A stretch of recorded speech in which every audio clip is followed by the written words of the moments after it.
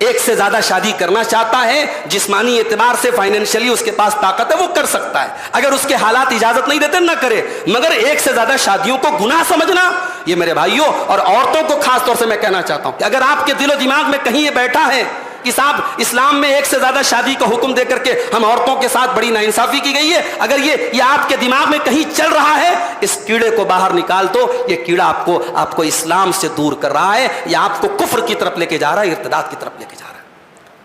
ٹھیک ہے، آپ کے سماج میں شادی نہ ہو ایک سے زیادہ، میں اس پر آپ کو ابھار نہیں رہا ہوں، میں کسی سے یہ نہیں کر رہا ہوں آپ ایک سے زیادہ شادی کرو، ہر انسان اپنے حالات کو زیادہ بہتر جانتا ہے، مگر ایک سے زیادہ شادی کرنے والے کو گنہگار سمجھنا اور اس کو عورت پر ظلم سمجھنا، یہ قرآن کی آیت کا نبی سے کہا کہ اے نبی آپ لوگوں سے مشورہ کیا کریں۔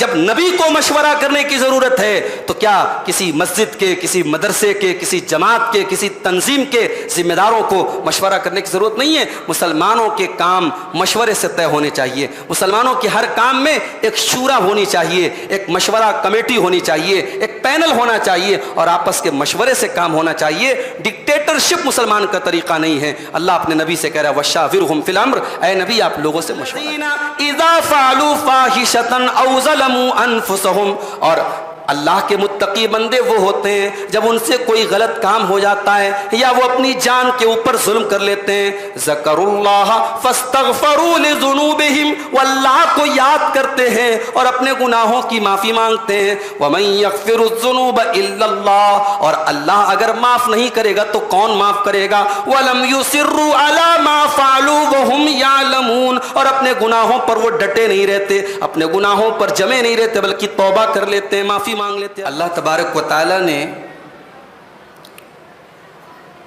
نیکی، ایک انسان اگر یہ چاہتا ہے کہ وہ نیکی کرے تو نیکی کرنے کے لیے طریقہ کیا ہے؟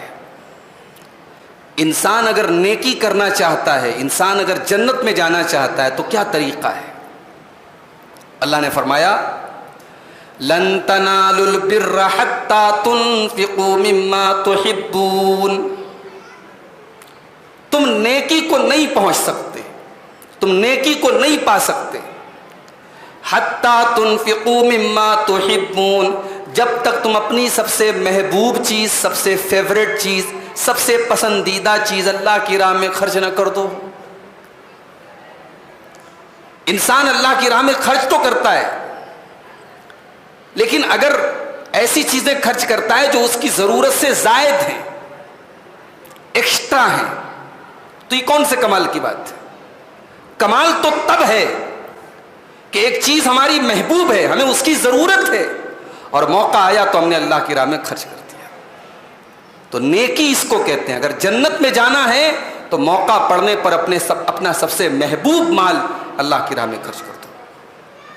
لن تنالوا البر، تم نیکی کو نہیں پا سکتے، حتی تنفقوا مما تحبون، جب تک تم اپنی سب سے محبوب چیز اللہ کی راہ میں خرچ نہ کر دو۔ وما تنفقوا من شیء وما تنفقوا من شیء فإن اللہ بہ علیم، اور جو کچھ بھی تم خرچ کرتے ہو اللہ کو خوب معلوم ہے۔ ایک صحابی تھے ابو طلحہ انصاری رضی اللہ تعالیٰ، بہت پیسے والے تھے، بہت مال والے تھے۔ ان کے پاس ایک باغ تھا، کھجوروں کا بہت بڑا باغ تھا اور بڑا خوبصورت باغ تھا، اس میں چاروں طرف کھجوروں کے باغات تھے، بیچ میں نہر جاری تھی۔ اس زمانے کی کروڑوں کی پراپرٹی تھی ان کا وہ باغ، اور یہ باغ جو تھا اس کا نام تھا بیروحا۔ اللہ کے رسول صلی اللہ علیہ وسلم کبھی کبھار اس باغ میں جاتے تھے، کھجور کھاتے تھے اور نہر کا ٹھنڈا ٹھنڈا پانی پیتے تھے۔ تو جب قرآن کریم کی یہ آیت نازل ہوئی، چوتھے پارے کی پہلی آیت، تو حضرت ابو طلحہ انصاری رضی اللہ تعالیٰ عنہ اللہ کے نبی کے پاس آئے اور کہا کہ اے اللہ کے نبی، میں اپنا وہ باغ اللہ کی راہ میں دینا چاہتا ہوں اور میں آپ کو یہ بتانے آیا ہوں کہ آج کے بعد میرا وہ مال، میرا وہ باغ میں اللہ کی راہ میں خرچ کر رہا ہوں۔ ایک منٹ کے لیے، ایک پل کے لیے بھی حضرت ابو طلحہ نے یہ نہیں سوچا کہ اتنا بڑا مال ہے، اتنی بڑی پراپرٹی ہے، ساری زندگی کی میری سب سے بڑی کمائی ہے۔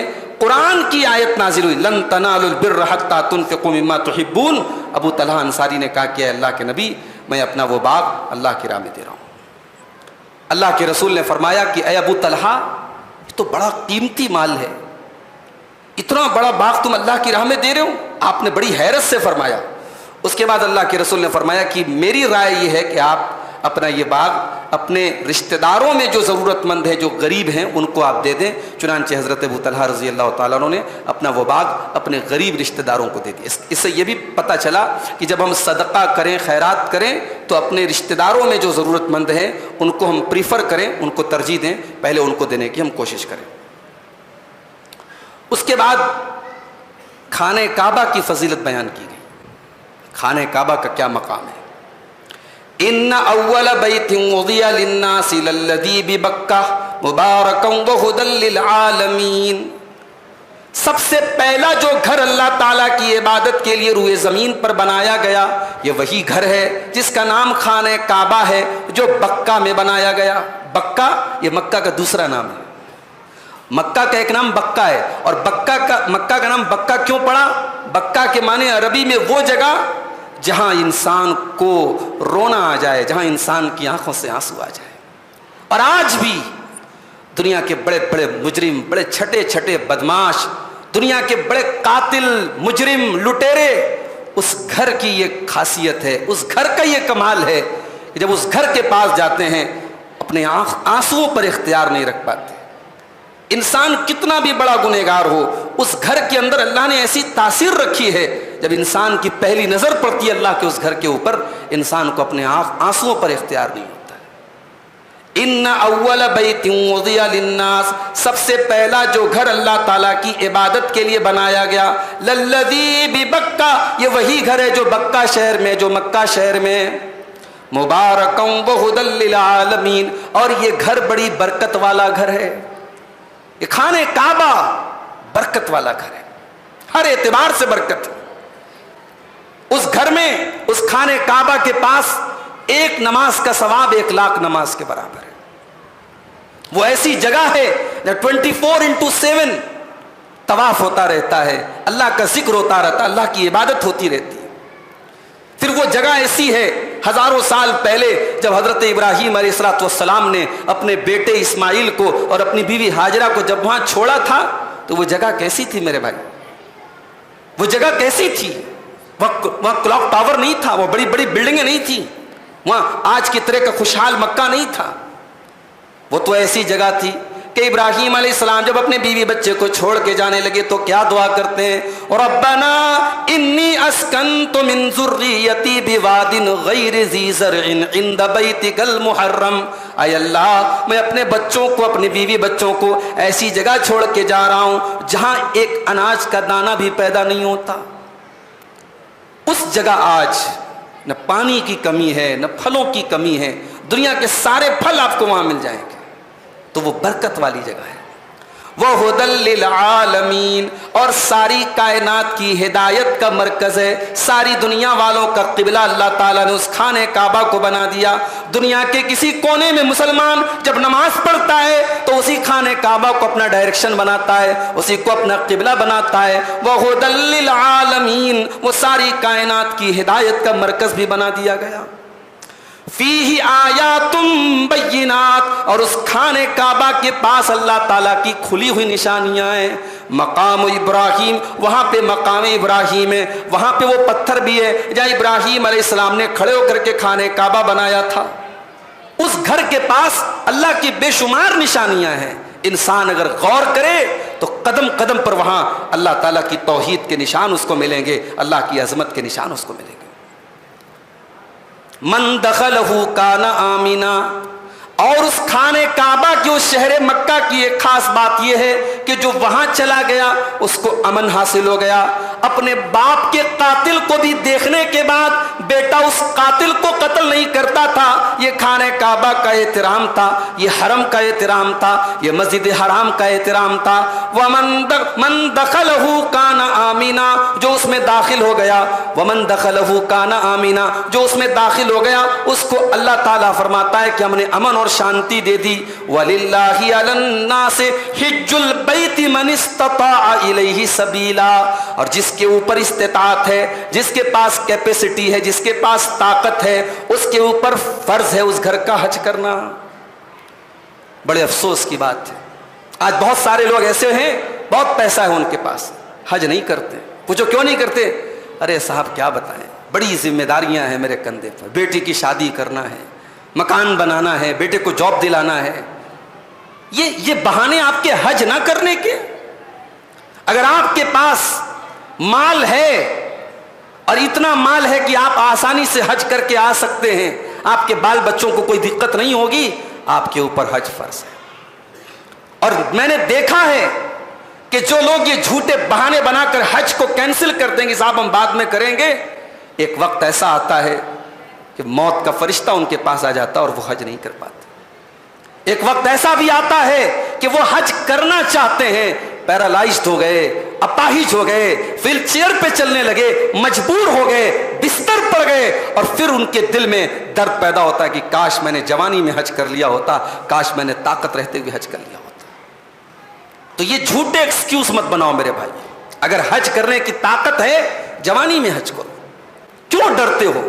بعض لوگ اس لیے ڈرتے ہیں کہ صاحب حج کر لیں گے حاجی صاحب ہو جائیں گے، بڑا اپنے آپ کو مینٹین کر کے رکھنا پڑے گا، نماز کی پابندی کرنی پڑے گی، دین پر چلنا پڑے گا. یہ بھی بالکل غلط بات ہے. دین پر تو آپ کو ایسے بھی چلنا چاہیے، نماز کی پابندی تو ایسے بھی کرنی چاہیے. اور اگر حج کرنے کے بعد آپ نماز کی پابندی کریں گے، مینٹین رکھیں گے اپنے آپ کو، تو یہ اور اچھی بات ہے. اس سے ڈر کر کے حج نہ کرنا یہ بڑی بد نصیبی کی بات ہے. وَلِلَّهِ عَلَى النَّاسِ حِجُّ الْبَيْتِ مَنِ اسْتَطَاعَ إِلَيْهِ سَبِيلًا. جس کے پاس اللہ کے گھر تک جانے کی طاقت ہے، حج بیت اللہ کرنے کی طاقت ہے، اس کے اوپر حج فرض ہے.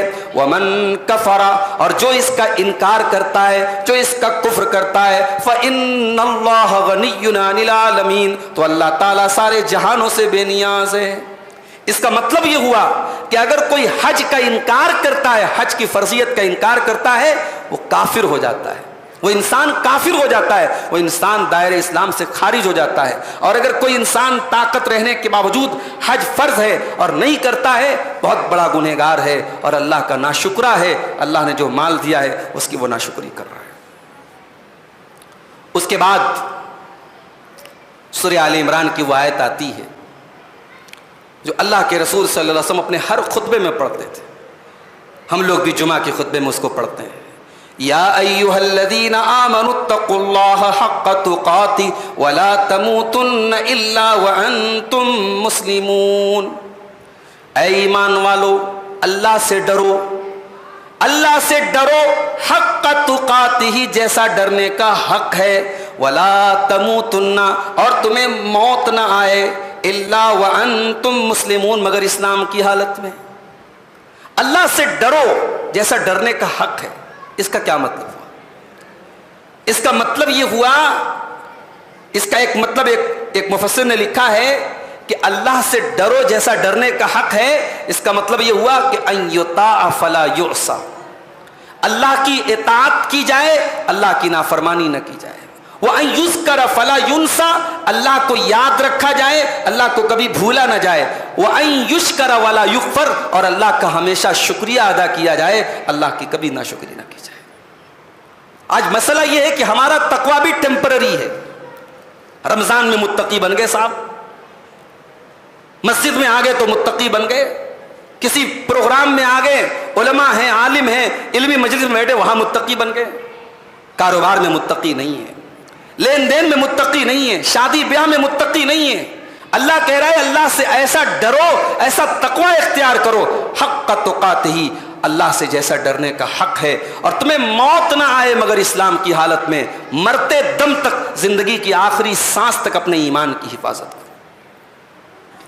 اس کے بعد فرمایا وَاعْتَصِمُوا بِحَبْلِ اللَّهِ جَمِيعًا، اور اے ایمان والو تم اللہ کی رسی کو مل کر کے تھام لو. وَلَا تَفَرَّقُوا، اور فرقوں میں نہ بٹو، ٹولیوں میں نہ بٹو، گروہوں میں نہ بٹو، جماعتوں میں نہ بٹو، اللہ کی رسی کو سب مل کر کے تھام لو. اچھا رسی، اللہ کی رسی کیا ہے؟ غور کیجیے، اللہ کی رسی کہا گیا، اس کا مطلب کہ کوئی ایسی چیز ہے جو اللہ کی طرف سے آئی ہے. اگر زمین کی کوئی چیز ہے، زمین والوں کی کوئی چیز ہے، تو وہ اللہ کی رسی نہیں ہو سکتی. اللہ نے کہا اللہ کی رسی کو تھام لو، اس کا مطلب اللہ کی رسی اوپر سے لٹک رہی ہے، تو جو چیز اوپر سے آئی ہے وہی اللہ کی رسی ہو سکتی ہے، اور اوپر سے کون سی چیز آئی ہے؟ رب کا قرآن آیا ہے اور مصطفیٰ کا فرمان آیا ہے، یہی دو چیزیں اللہ کی رسی ہے، ایک اللہ کی کتاب اور ایک اسی کتاب کی انٹرپریٹیشن، اسی کتاب کی ایکسپلینیشن، اسی قرآن کی شرح جس کو ہم سنت کہتے ہیں، حدیث کہتے ہیں۔ تو قرآن اور سنت، قرآن اور حدیث، یہی دونوں چیزیں اللہ کی رسی، اور اسی لیے اللہ کے نبی فرماتے ہیں ترکت فیکم شیئین، میں دو چیزیں تمہارے بیچ میں چھوڑ کے جا رہا ہوں، لن تضلوا بعدہما، ان دونوں چیزوں کو تھامنے کے بعد تم کبھی گمراہ نہیں ہو سکتے، کتاب اللہ و سنتی، ایک اللہ کی کتاب اور ایک میری سنت، میرا طریقہ ہے۔ اور اللہ کی قسم اہل حدیث کی دعوت بھی یہی ہے، کوئی تیسری دعوت نہیں ہے۔ ہم کہتے ہیں آ جاؤ اللہ کی رسی کو تھام لو، ہم نے کسی شہر کی طرف اپنی نسبت نہیں کی، ہم نے کسی شخصیت کی طرف، کسی امام کی طرف اپنی نسبت نہیں کی، ہم نے اپنی نسبت بھی کی تو حدیث کی طرف کی، ہم نے اپنی نسبت کی تو جناب محمد رسول اللہ صلی اللہ علیہ وسلم کی طرف کی، ہم نے اپنی جب بھی نسبت کی قرآن و سنت کی طرف کی۔ تو اللہ نے فرمایا کہ اللہ کی رسی کو مل کر کے تھام لو اور فرقوں میں نہ بٹو۔ وَاذْكُرُوا نِعْمَتَ اللَّهِ عَلَيْكُمْ، اور اللہ کی نعمت کو یاد کرو، اذ کنتم اعداء، جب تم ایک دوسرے کے دشمن تھے، فألف بین قلوبکم، تو اللہ نے تمہارے دلوں میں ایک دوسرے کی محبت ڈال دی، فاصبحتم بنعمتہ اخوانا، اور تم اللہ کے نعمت سے، اللہ کے کرم سے بھائی بھائی بن گئے۔ ذرا اسلام کے پہلے کی تاریخ آپ اٹھا کے دیکھیے، عرب کی چھوٹی چھوٹی باتوں پر وہ لڑا کرتے تھے، چھوٹے چھوٹے میٹر پر 40 برس جنگیں ہوا کرتی تھی، اور اللہ کے نبی نے آ کر کے کتنی محبت پیدا کر دی، ایسی محبت پیدا کر دی کہ مکہ کے مہاجر جب مدینہ پہنچے، نبی نے ایک آدمی کا نام لے کے کہہ دیا کہ یہ مکہ کا مہاجر ہے، یہ مدینہ کا انصاری ہے، یہ دونوں بھائی بھائی ہیں، پہلے سے کوئی رشتہ نہیں ہے، پہلے سے کوئی بلڈ ریلیشن نہیں ہے، کوئی خون کا رشتہ نہیں ہے، نبی نے ایک زبان پر بھائی بھائی بنا دیا، اور اس رشتے کو نبی کے صحابہ نے ایسا نبھایا میرے بھائیوں کہ پوری انسانی تاریخ میں اس کی مثال نہیں ملتی۔ عبد الرحمن ابن عوف مکہ کے مہاجر ہیں، مدینہ آتے ہیں، ان کے پاس پھوٹی کوڑی بھی نہیں ہے، اللہ کے پیارے نبی نے ان کا بھائی بنایا سعد بن ربی رضی اللہ تعالیٰ عنہ کو۔ سعد بن ربی پیسے والے آدمی تھے، انہوں نے کہا عبد الرحمن یہ میرا مال ہے، یہ میری پراپرٹی ہے، یہ میرے کھجوروں کے باغات ہیں، آ جاؤ، اللہ کے رسول نے تمہیں میرا بھائی بنایا ہے، اے عبد الرحمن میں اپنے سارے مال کو، ساری پراپرٹی کو 2 حصوں میں بانٹ دیتا ہوں، آدھا تم لے لو، آدھا میں لے لیتا ہوں۔ اے عبد الرحمن تم مدینہ میں نئے آئے ہو، تمہیں شادی کرنے میں، تمہیں رشتہ کرنے میں بھی مسئلہ آئے گا، پریشانی آئے گی۔ اے عبد الرحمن میری 4 بیویاں ہیں، تم کسی ایک بیوی کو پسند کر لو، میں طلاق دے دیتا ہوں، اور عدت گزارنے کے بعد تم اس سے نکاح کر لینا۔ اپنی بیوی تک کو قربان کرنے کو تیار، اپنی زمین و جائیداد کو قربان کرنے کو تیار، مگر عبد الرحمن بھی خوددار انسان تھے، انہوں نے کہا نہیں، بارک اللہ لک فی اہلک و مالک، اے میرے بھائی اللہ تیرے فیملی میں، تیرے پریوار میں برکت دے، اللہ تیرے مال میں برکت دے، مجھے نہیں چاہیے تیرا مال، مجھے نہیں چاہیے، مجھے تیرے گھر میں مجھے شادی نہیں کرنا، اور نہ مجھے تیرا مال، تیری پراپرٹی چاہیے۔ اے میرے بھائی میں تو تاجر آدمی ہوں، میں تو بزنس مین آدمی ہوں، مجھے مارکیٹ کا پتہ بتا دو۔ مارکیٹ کا پتہ بتایا، اور حضرت عبد الرحمن ابن عوف نے پنیر کا اور گھی کا کاروبار شروع کیا، اور کچھ دنوں کے بعد اللہ نے بہت ان کو برکت دے دی، بہت پیسے والے ہو گئے۔ تو یہ محبت، یہ بھائی چارہ، یہ دوستی، یہ دل کا تعلق، اللہ کہہ رہا ہے کہ میرے بندو یاد کرو، تم ایک دوسرے کے دشمن تھے، ہم نے اپنے نبی کو بھیج کے تمہیں بھائی بھائی بنا دیا۔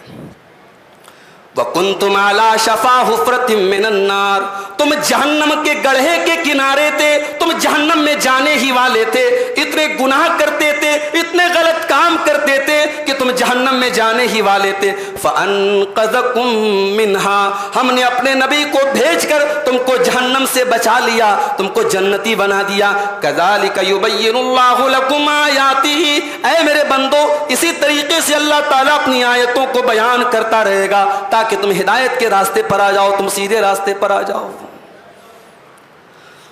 اس کے بعد یہ بتایا گیا کہ مسلمانوں میں ایک جماعت ایسی بھی ہونی چاہیے جس کا کام برائی کو برائی کہنا ہو، جس کا کام دعوت دینا ہو.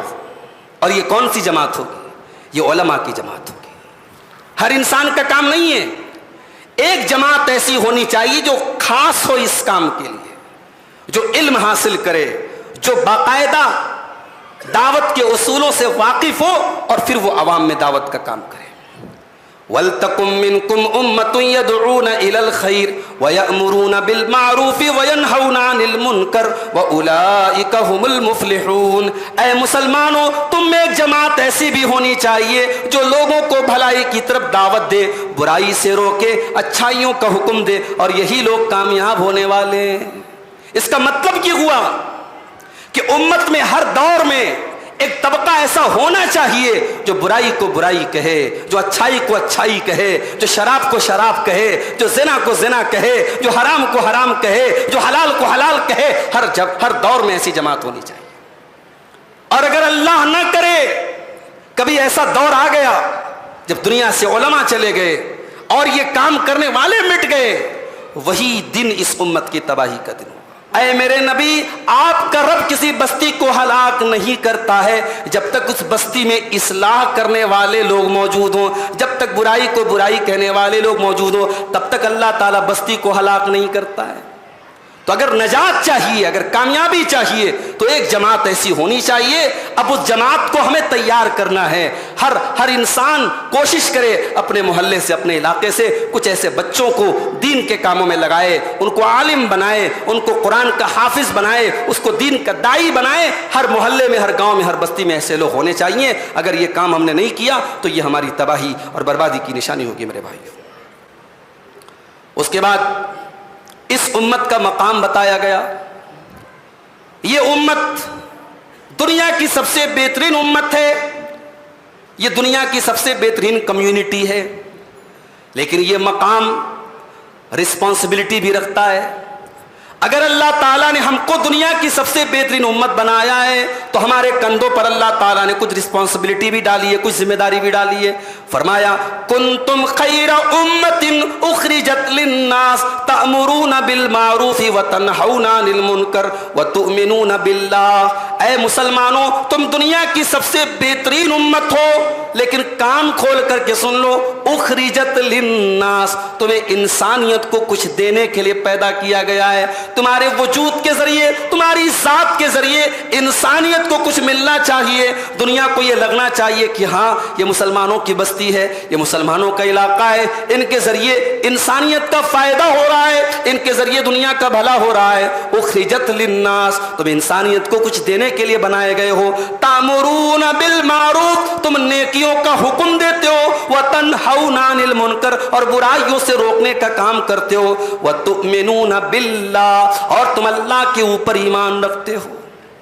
دنیا کی ساری قومیں اللہ کو ماننے کا دعویٰ کرتی ہیں، مگر اللہ کو صحیح طریقے سے ماننا، اللہ کی توحید کے ساتھ ماننا، اللہ کی ذات پر ایمان رکھنا، اللہ کی صفات پر ایمان رکھنا، اللہ پر ویسا ایمان رکھنا جیسا اللہ کو چاہیے، ویسا ایمان اگر کوئی رکھتا ہے تو سچا مسلمان رکھتا ہے. اسی لیے اللہ نے کہا وَتُؤْمِنُونَ بِاللَّهِ، تم دنیا کی بہترین امت ہو کیونکہ تم اللہ کے اوپر ایمان رکھتے ہو.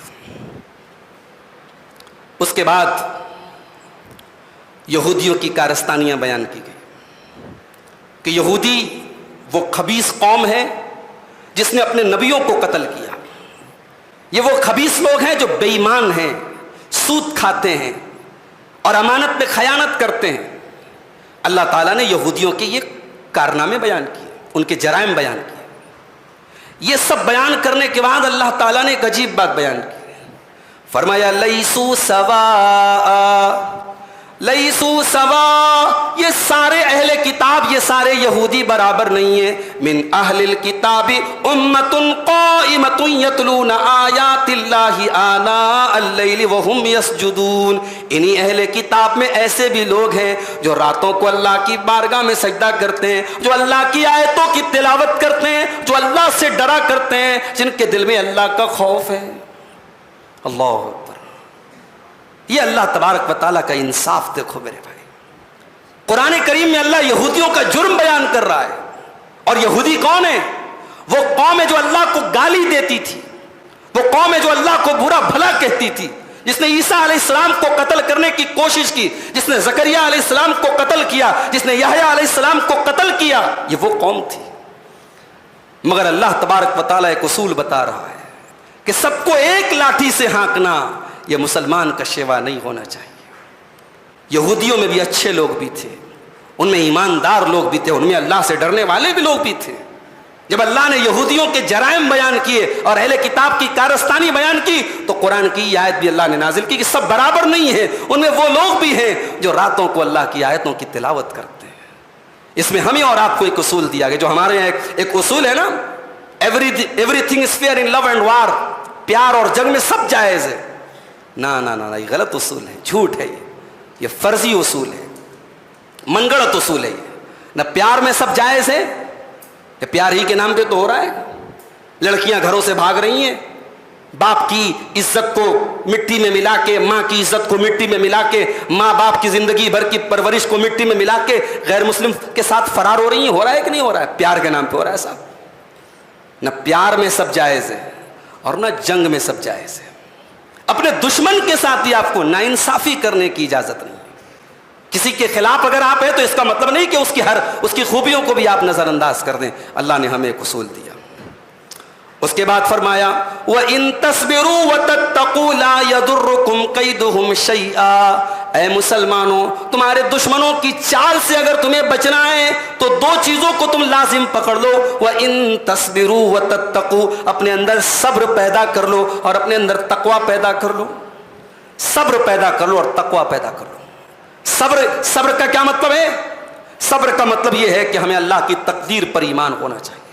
بڑی سے بڑی ٹریجڈی آ جائے، مصیبت آ جائے، پریشانیاں آ جائیں، انسان اپنے جذبات پر، اپنے ایموشنز پر، اپنی زبان پر کنٹرول رکھے، اللہ کو کوئی ناراض کرنے والی بات منہ سے نہ نکالے، یہ صبر ہے۔ تو صبر بھی ہونا اور تقوی بھی ہونا، یہ دو چیزیں اگر ہیں تو اللہ کہہ رہا ہے لا یضرکم کیدہم شیئا، تمہارا دشمن تمہارے خلاف جتنی بھی بڑی بڑی پلاننگ کر لے وہ تمہارا کچھ بگاڑ نہیں سکتا ہے، وہ تمہارا کوئی نقصان نہیں کر سکتا ہے۔ اس کے بعد جنگ احد کا ذکر کیا گیا۔ اسلام میں دوسری جو جنگ لڑی گئی، جو مسلمانوں سے اور مشرکوں سے جو دوسری جنگ لڑی گئی، 3 ہجری میں جنگ احد لڑی گئی۔ اس جنگ میں مسلمان پہلے شروعات میں جیت گئے، غالب آ گئے دشمن کے اوپر، اور دشمن بھاگنے لگا، مسلمان مال غنیمت حاصل کرنے لگے۔ لیکن ایک مسٹیک کر دیا مسلمانوں نے۔ اللہ کے نبی صلی اللہ علیہ وسلم نے احد کے میدان میں پیچھے کی طرف ایک پہاڑی تھی، اس پہاڑی کے اوپر 50 صحابہ کرام کو تعینات کیا تھا کہ کچھ بھی ہو جائے تمہیں یہاں سے نہیں ہٹنا ہے۔ جب مسلمان جنگ جیت گئے اور مال غنیمت کو حاصل کرنے لگے تو وہ جو 50 صحابہ وہاں موجود تھے ان میں آپس میں اختلاف ہونے لگا کہ اب ہمیں کیا کرنا چاہیے۔ کچھ لوگوں نے کہا کہ اب اللہ کے نبی کا حکم کینسل ہو گیا، اب تو ہم جنگ جیت گئے، اب ہمیں چلنا چاہیے میدان جنگ میں۔ کچھ نے کہا نہیں، نبی کا حکم تھا، ہمیں یہی رہنا چاہیے۔ تو 50 میں سے 40 لوگ چلے گئے، وہاں اس پہاڑی کو چھوڑ کے چلے گئے، صرف 10 لوگ باقی بچے۔ جب مشرکین بھاگنے لگے تو مشرکین کے کمانڈرز میں سے کمانڈر تھے جن کا نام خالد بن ولید تھا، جو ابھی مسلمان نہیں ہوئے تھے۔ اور یہ میرا یہ جملہ نوٹ کر لیجئے کہ خالد بن ولید وہ کمانڈر ہیں کہ اسلام لانے کے پہلے بھی اور اسلام لانے کے بعد بھی جس فوج کے کمانڈر خالد بن ولید تھے وہ فوج کبھی ہاری نہیں ہے۔ یہ ریکارڈ رہا ہے حضرت خالد بن ولید کا۔ اسی لیے دنیا کے ٹاپ 10 کمانڈرز میں اور دنیا کے ٹاپ 10 ویریئرز میں حضرت خالد بن ولید کا نام آتا ہے، جس نے یعنی جنگ کے اپنے ایک اصول اور جنگ کی اپنی ایک اسٹریٹجی بتائی تھی انہوں نے۔ خالد بن ولید واپس جا رہے تھے، ان کی نظر اسی پہاڑی کے اوپر پڑی، وہ ویک پوائنٹ تھا مسلمانوں کا، وہاں سے پیچھے سے حملہ کیا جا سکتا تھا مسلمانوں پر۔ انہوں نے دیکھا کہ وہ پورشن تو خالی ہے، وہاں 10 لوگ موجود ہیں۔ انہوں نے اپنے ساتھیوں کو اکٹھا کیا اور حملہ کیا، وہ 10 صحابہ بیچارے شہید ہو گئے، اور اس کے بعد پورا جنگ کا پانسا پلٹ گیا اور مسلمان ایک جیتی ہوئی جنگ ہار گئے۔ اب سورہ آل عمران میں اللہ تبارک و تعالیٰ نے اس جنگ میں ہارنے کے بعد 70 صحابہ شہید ہو گئے، اللہ کے نبی زخمی ہو گئے اور چہرے سے خون بہ رہا ہے، دانت ٹوٹ گئے اللہ کے نبی کے، سب کچھ ہوا، مگر اللہ تبارک و تعالیٰ نے کہاں کہاں مسلمانوں کی کمی تھی، کہاں کہاں ان کو اپنی اصلاح کرنی چاہیے، وہ تمام باتیں سورہ آل عمران کے اندر اللہ تعالیٰ نے بیان کی. اور جب اللہ تعالیٰ نے یہ ساری باتیں بیان کی تو ایک حکم یہ بھی دیا، یا ایھا الذین آمنوا لا تاکلوا الربا اضعافا مضاعفا، اے ایمان والو تم سود نہ کھانا، تم بیاج نہ کھانا، تم بڑھا چڑھا کر کے سود نہ کھانا. واتقوا اللہ، اور اللہ سے ڈرتے رہنا، لعلکم تفلحون، تاکہ تم کامیاب ہو جاؤ. اس جنگ کے میدان میں سود سے بچنے کا اللہ حکم کیوں دے رہا ہے؟ اللہ یہ بتا رہا ہے کہ تقویٰ کا حکم ہم تم کو دے رہے ہیں. تقویٰ کا تعلق صرف جنگ کے میدان سے نہیں ہے، تقویٰ کا تعلق صرف مسجد کی نماز سے نہیں ہے، تقویٰ کا تعلق تمہاری کمائی سے اور تمہارے کاروبار سے بھی ہے. مسلمانوں، اب آئندہ زندگی میں طے کر لو کہ سود اور بیاج کا لین دین نہیں کرنا ہے اور گناہوں سے اپنے آپ کو بچانا ہے، تبھی اللہ تم کو کامیاب کرے گا. اس کے بعد کمپٹیشن کرنے کا حکم دیا گیا. آج ہمارے یہاں بھی کمپٹیشن ہوتا ہے. ہمارے پڑوسی نے 5 لاکھ کی گاڑی لے لی تو ہم 10 لاکھ کی گاڑی کیسے لے گے بھائی؟ ہمارا نام اس کے نام سے اوپر کیسے ہوگا؟ فلاں کے بچے نے انجینئرنگ پڑھ لی، ڈاکٹر بن گیا، انجینئر بن گیا، ہمارا بیٹا کیسے ڈاکٹر بنے، ہم اس کے برابر کیسے ہو جائیں؟ ہوتا ہے نا کمپٹیشن. زمین کو لے کے ہو رہا ہے، جائیداد کے لیے ہو رہا ہے، پراپرٹی کے لیے ہو رہا ہے. اللہ کہہ رہا ہے کہ کمپٹیشن اگر کرنا ہے تو 2 چیزوں کے لیے کرو.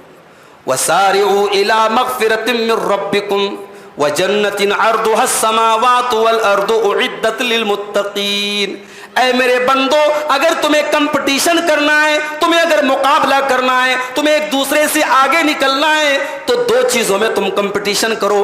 إِلَىٰ مَغْفِرَةٍ مِّن رَّبِّكُمْ، پہلی چیز تو اس بات کی کوشش کرو کہ اللہ تبارک و تعالیٰ تمہارے گناہوں کو معاف فرما دے، تمہاری غلطیوں کو معاف کر دے. اور دوسری چیز وَجَنَّةٍ، اللہ تعالیٰ کی جنت کو حاصل کرنے کے لیے کمپٹیشن کرو.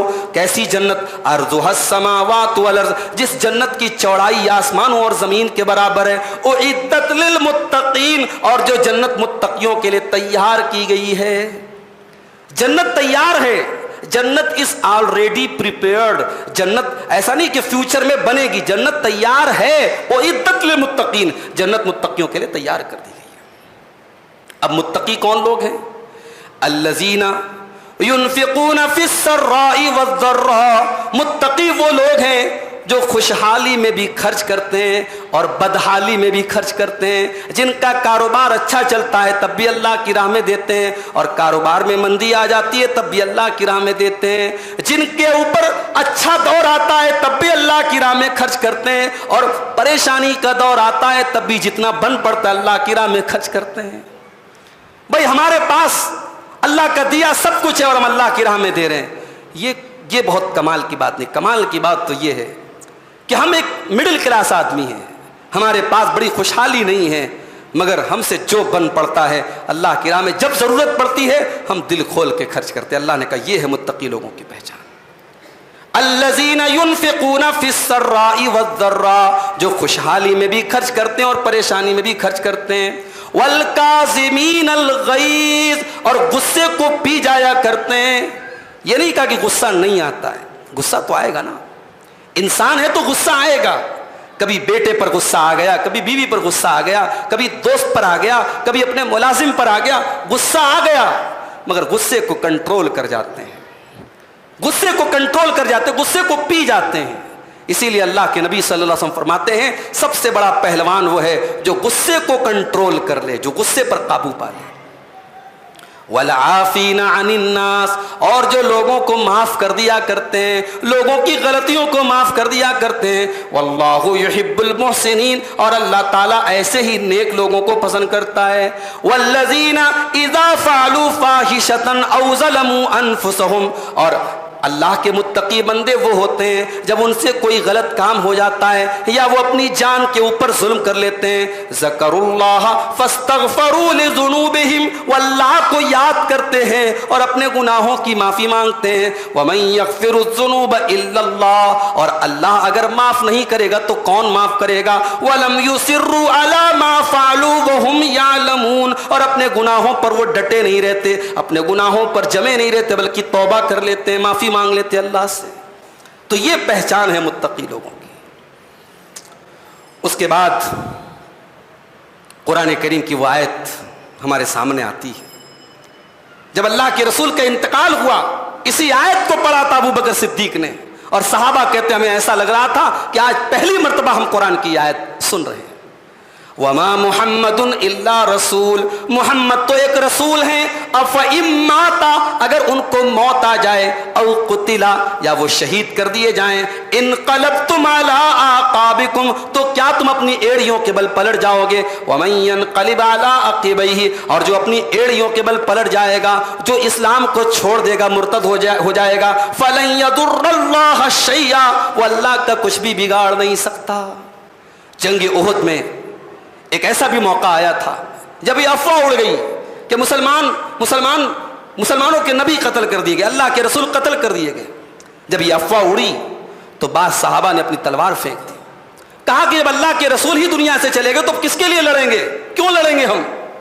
تو اس موقع پر قرآن کی آیت نازل ہوئی کہ اگر مان لو کہ جنگ احد میں اللہ کے رسول قتل بھی کر دیے گئے تو کیا اسلام ختم ہو جائے گا؟ نہیں, اسلام تب بھی باقی رہے گا, اللہ کا دین تب بھی باقی رہے گا, اللہ کا مشن تب بھی باقی رہے گا. اسی لیے اسلام پرسنالٹیز اور شخصیات کا نام نہیں ہے, اسلام اللہ کی توحید کا نام ہے اور اللہ کی شریعت پر چلنے کا نام ہے. اسلام میں کوئی تہوار آپ دیکھ لیجئے کسی پرسنالٹی سے ریلیٹڈ نہیں ہے, کسی شخصیت کے ساتھ نہیں جوڑا گیا ہے. اسلام میں کوئی عبادت ایسی نہیں ہے جس میں کسی شخصیت کی تعظیم کی جا رہی ہو. اسلام کی ہر عبادت میں اللہ کی تعظیم ہے. ہم رمضان کا روزہ رکھ رہے ہیں, اللہ کے لیے رکھ رہے ہیں. عید الفطر کا تہوار منائیں گے, اللہ کی بڑائی بیان کریں گے. عید الاضحیٰ کا تہوار منائیں گے, اللہ کا نام لے کے جانور ذبح کریں گے, اللہ کی بڑائی بیان کرتے ہوئے عید الاضحیٰ کی نماز پڑھیں گے. حج کریں گے, لبیک اللہم لبیک, اللہ کی توحید کی آواز پکارتے ہوئے ہم طواف کریں گے, سعی کریں گے. اسلام کی ساری عبادتوں میں میرے بھائیوں توحید ہے, ایک اللہ کی تعظیم ہے, ایک اللہ کی تکبیر ہے. اسلام شخصیت پرستی کا دین نہیں ہے. اسلام میں دنیا کے دوسرے مذہب میں لوگ ایک دوسرے سے ملتے ہیں, کہتے اس مذہب کے کسی بڑے کا نام لیتے ہیں. ہندو مذہب کے لوگ ملتے ہیں, کہتے ہیں اپنے رام جی کا نام لیتے ہیں, کرشن جی کا نام لیتے ہیں. ہمارے سکھ بھائی ملتے ہیں, کہتے ہیں ست شری اکال, وہ اپنے اکال تخت کا نام لیتے ہیں, اپنے بڑوں کا نام لیتے ہیں. مسلمان جب ملتا ہے کسی بڑے کا نام نہیں لیتا, کسی شخصیت کا نام نہیں لیتا. السلام علیکم ورحمۃ اللہ وبرکاتہ, وہ سامنے والے کی سلامتی کی دعا کرتا ہے اور اللہ کا نام لیتا ہے. تو میرے بھائیوں, اللہ کے نبی کی وفات کی جب افواہ اڑی تو قرآن کی اس آیت نے فیصلہ کر دیا کہ نہیں, محمد الرسول اللہ اگر شہید بھی ہو جائیں تو اسلام ختم نہیں ہو جائے گا, اور جو ایڑی کے بل پلٹ جائے گا, جو مرتد ہو جائے گا, وہ اپنا انجام بھگتنے کے لیے تیار رہے. اس کے بعد اللہ تبارک و تعالیٰ نے اپنے نبی کے اخلاق کو بیان کیا. اللہ کے نبی کے اندر بڑی نرمی تھی, بڑی محبت تھی. دشمن کے ساتھ بھی آپ کا اخلاق بڑا اچھا تھا. اب یہ اللہ کے رسول کے اخلاق میں جو نرمی تھی, اس کی وجہ کیا تھی؟ اللہ نے فرمایا فَبِمَا رَحْمَةٍ مِّنَ اللَّهِ لِنْتَ لَهُمْ, اے میرے نبی, اللہ تبارک و تعالیٰ کا بہت بڑا کرم آپ کے اوپر یہ ہے کہ اللہ نے آپ کو نرم مزاج بنایا ہے. فَبِمَا رَحْمَةٍ مِّنَ اللَّهِ لِنْتَ لَهُمْ, آپ کو اللہ تعالیٰ نے نرم بنایا ہے. وَلَوْ كُنْتَ فَظًّا غَلِيظَ الْقَلْبِ, اے نبی اگر آپ سخت دل ہوتے اور بد زبان ہوتے, لَانْفَضُّوا مِنْ حَوْلِكَ, تو اے میرے نبی یہ لوگ آپ کو چھوڑ کے چلے گئے ہوتے.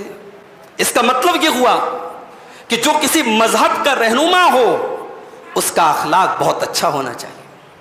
اگر آپ کسی مذہب کے رہنما ہیں تو آپ اس مذہب کو ریپرزینٹ کرتے ہیں, آپ کا اخلاق ایسا ہونا چاہیے کہ لوگ آپ کی طرف کھنچ کے آئیں. جب اللہ اپنے نبی کے بارے میں کہہ رہا ہے کہ اے نبی, اگر آپ کا اخلاق اچھا نہ ہوتا, آپ کی زبان اچھی نہ ہوتی, آپ کی بول چال اچھی نہ ہوتی, تو لوگ آپ کو چھوڑ کے چلے گئے ہوتے. تو ہماری اور آپ کی کیا اوقات ہے؟ اس لیے اگر آپ اسلام کی دعوت دینا چاہتے ہیں, آپ اسلام کو دنیا تک پہنچانا چاہتے ہیں, تو آپ کا اخلاق, آپ کا بیہیویئر, آپ کا سلوک, آپ کا لوگوں سے ملنا جلنا آئیڈیل ہونا چاہیے. آپ کی زبان میں مٹھاس ہونی چاہیے, آپ کا کیریکٹر بہت ہی بہترین ہونا چاہیے. اللہ نے فرمایا کہ اے میرے نبی, اللہ کا کرم آپ کے اوپر ہے کہ اللہ نے آپ کو ایسا بنایا ہے.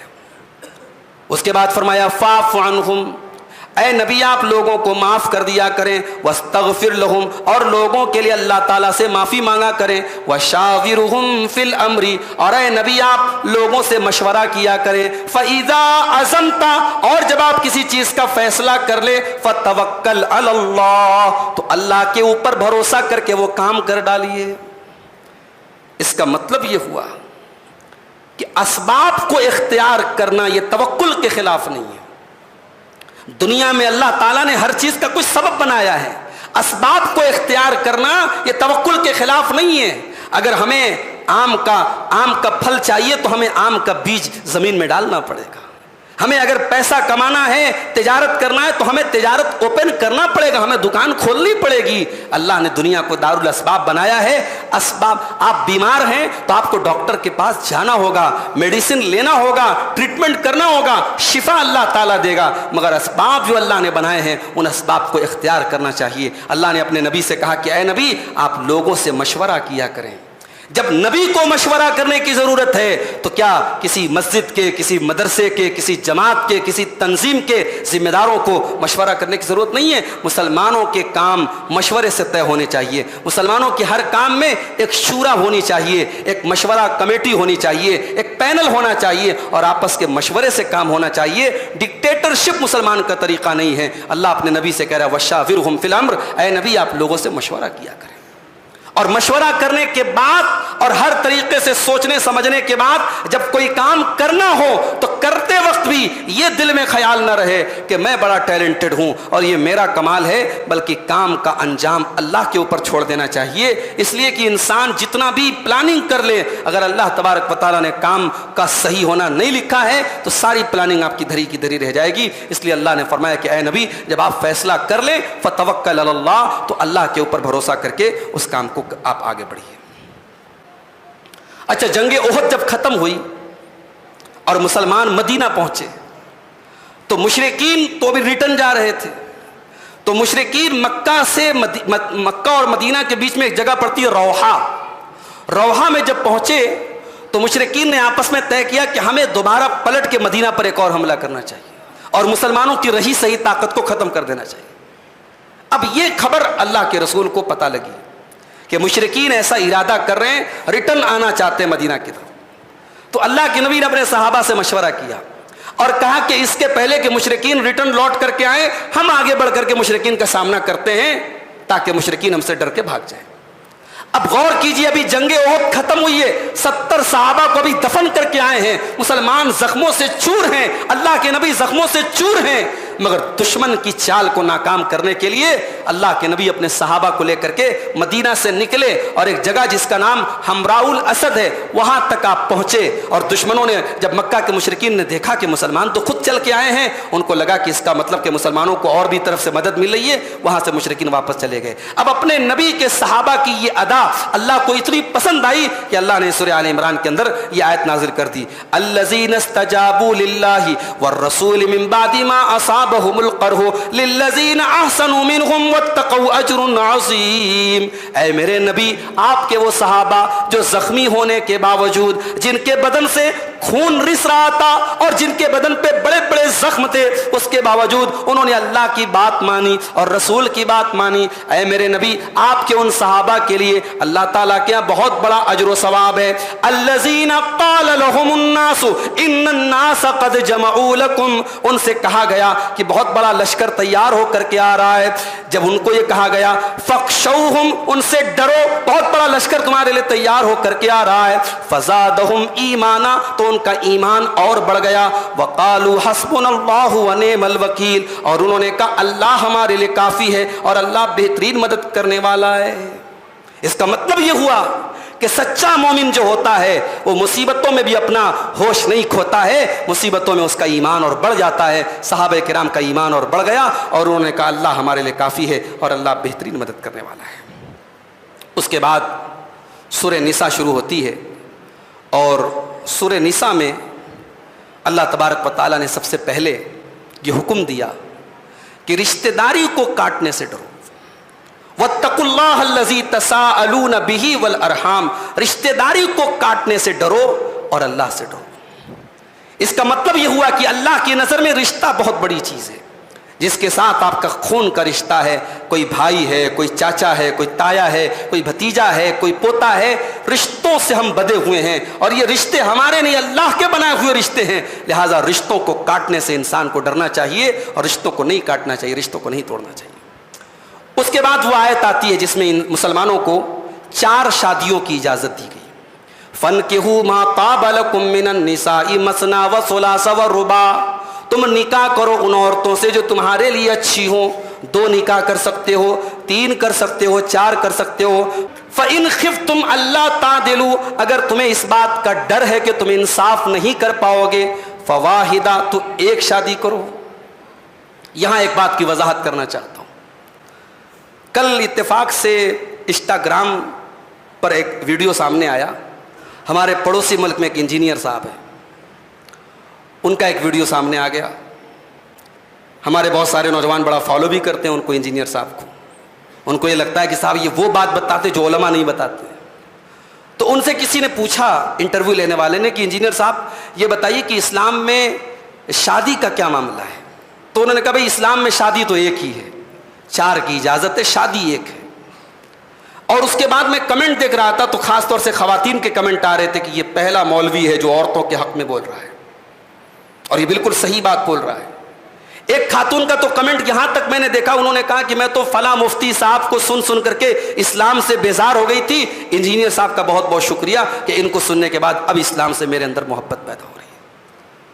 یعنی کیا مینٹلٹی ہم کیا بنا رہے ہیں میرے بھائی؟ اگر ہمارے ماحول میں ایک سے زیادہ شادیوں کا رواج نہیں ہے، یا ہمارے گھر کی جو حالت ہے، ہماری فیملی کی جو سچویشن ہے، وہ ہمیں اجازت نہیں دیتی کہ ہم ایک سے زیادہ شادی کریں، تو اس کا مطلب یہ ہے کہ ایک سے زیادہ شادی حرام ہو گئی، اور ہم اسلام کی ایک غلط انٹرپریٹیشن دنیا کے سامنے پیش کریں۔ قرآن کریم کی اس آیت میں اللہ تبارک و تعالیٰ جب نکاح کا ذکر کر رہا ہے تو پہلے 2 کا ذکر کر رہا ہے کہ تم نکاح کرو 2 عورتوں سے، 3 عورتوں سے، 4 عورتوں سے۔ اگر تم ڈرو کہ تم انصاف نہیں کر پاؤ گے تو 1 سے کرو۔ آج بہت سارے سو کالڈ اسکالر یہ ثابت کرنے کی کوشش کرتے ہیں کہ صاحب اسلام میں نکاح تو صرف ایک ہے، 4 کی اجازت ہے۔ گویا جو جن ممالک میں یا جن علاقوں میں جو لوگ ایک سے زیادہ شادیاں کرتے ہیں وہ نعوذ باللہ عورتوں پر ظلم کرتے ہیں، اور عورتوں کے دماغ میں ایسا بٹھا دیا گیا ہے کہ اگر مرد نے ایک سے زیادہ شادی کی تو اس کا مطلب کہ وہ اپنی بیوی سے محبت نہیں کرتا ہے۔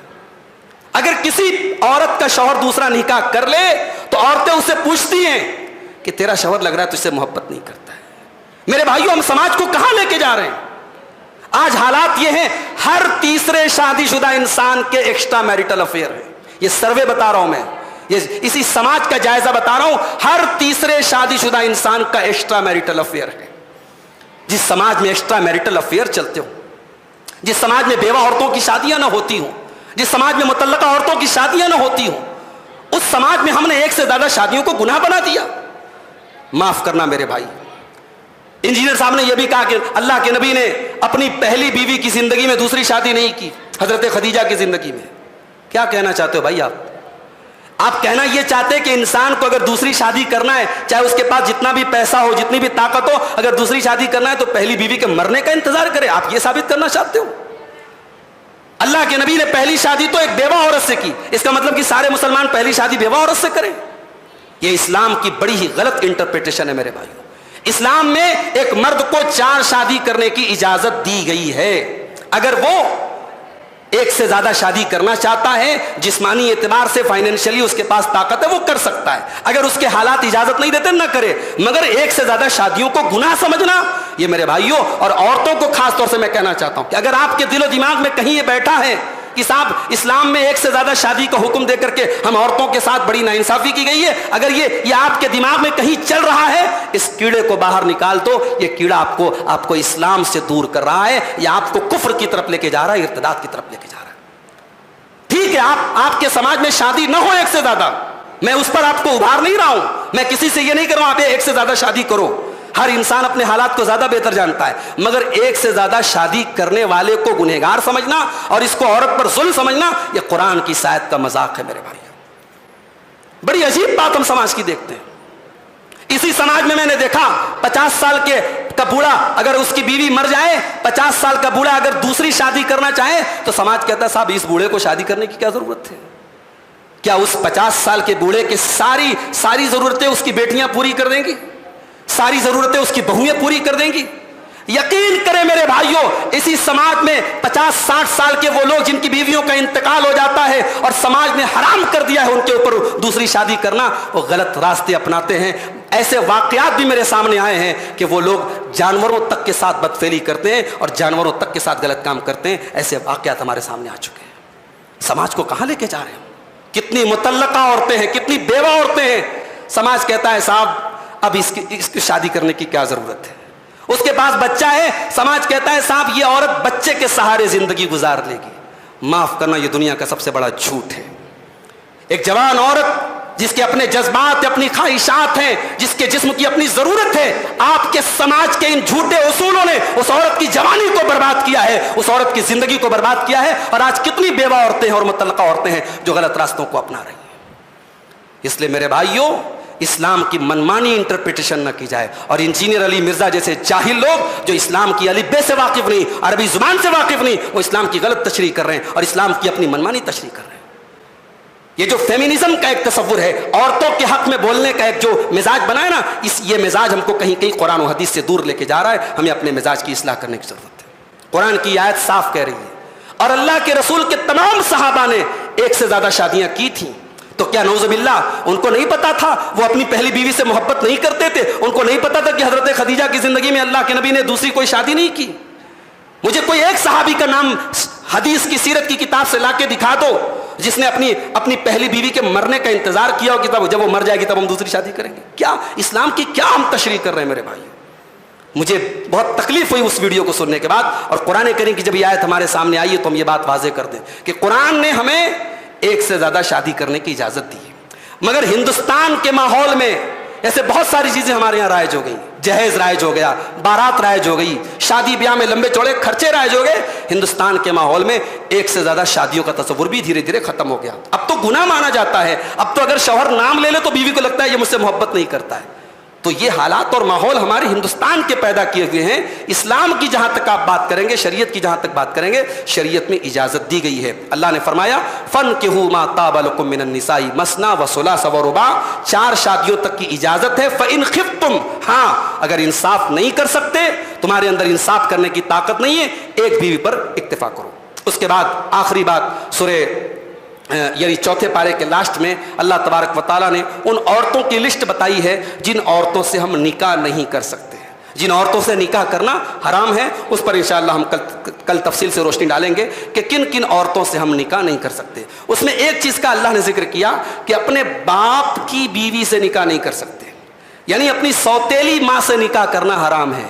عرب میں رائج تھا, باپ کے مرنے کے بعد سوتیلی ماں سے بھی لوگ نکاح کر لیتے تھے. اللہ نے فرمایا وَلَا تَنْكِحُوا مَا نَكَحَ آبَاؤُكُم مِّنَ النِّسَاءِ, خبردار جو عورت تمہارے باپ کے نکاح میں آ گئی اس عورت سے تم کبھی نکاح نہیں کر سکتے. اور اگر کسی نے ایسا کیا تو اللہ نے فرمایا إِنَّهُ كَانَ فَاحِشَةً وَمَقْتًا وَسَاءَ سَبِيلًا, یہ بہت ہی گندا کام ہے اور بہت بڑا گناہ ہے اور بہت غلط راستہ ہے. تو میرے پیارے ساتھیوں, یہ جن عورتوں سے نکاح کرنا حرام ہے یا جن کو محرمات کہا جاتا ہے, چوتھے پارے کے لاسٹ والی آیت میں ان کا ذکر ہے اور 5ویں پارے کی اسٹارٹنگ میں بھی اس کا ذکر ہے. ہم انشاءاللہ ان عورتوں کے بارے میں کل تفصیل سے آپ کو بتائیں گے.